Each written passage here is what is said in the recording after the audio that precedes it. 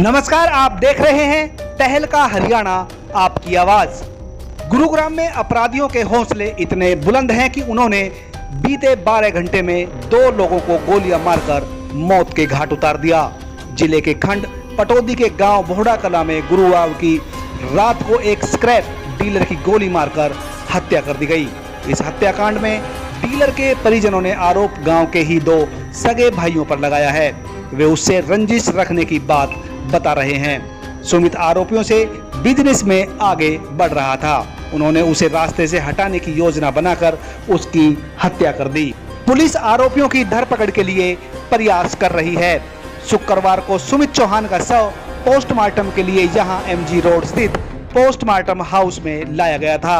आपको याद दिला दें कि अज्ञात बदमाशों द्वारा गुरुवार को ही गुरुग्राम में सोहना मार्केट कमेटी के पूर्व उपाध्यक्ष सुखबीर खटाना की हत्या कर दी गई थी। इसी हत्या की जांच में पुलिस जुटी हुई थी। इसी बीच गुरुवार की रात करीब 11 बजे बोहड़ा कला गांव में एक स्क्रैप डीलर सुमित की गोलियां मारकर हत्या होने की जानकारी मिली।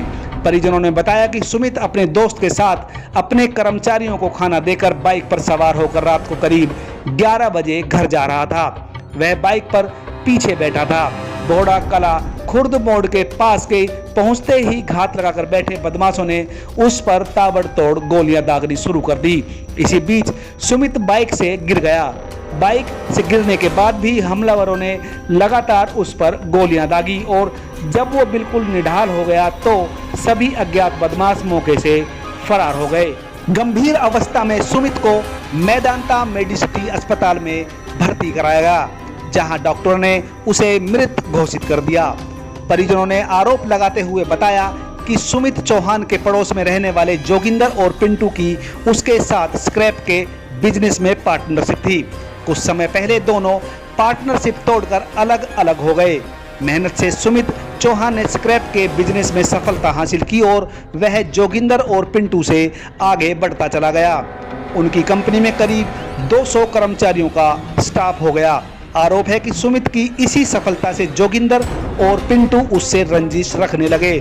पुलिस ने सुमित चौहान के पिता दिनेश चौहान की शिकायत पर जोगिंदर और पिंटू के खिलाफ हत्या व आर्म्स एक्ट की धाराओं के तहत केस दर्ज कर लिया है।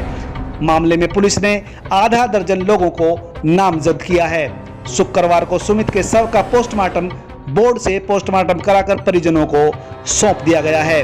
पुलिस ने आरोपियों की गिरफ्तारी के लिए कई टीमें गठित की हैं, जो अलग अलग स्थानों पर दबिश दे रही हैं।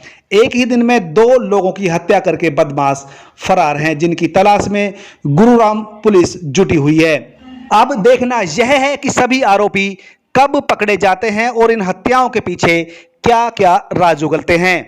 इन सभी घटनाओं से संबंधित सभी जानकारी हम आप तक पहुंचाते रहेंगे, लेकिन उससे पहले आप हमारे तहलका हरियाणा न्यूज़ चैनल को सब्सक्राइब करके बेल आइकन को भी जरूर दबा दें, ताकि हर एक न्यूज़ का नोटिफिकेशन समय पर आपको मिलता रहे।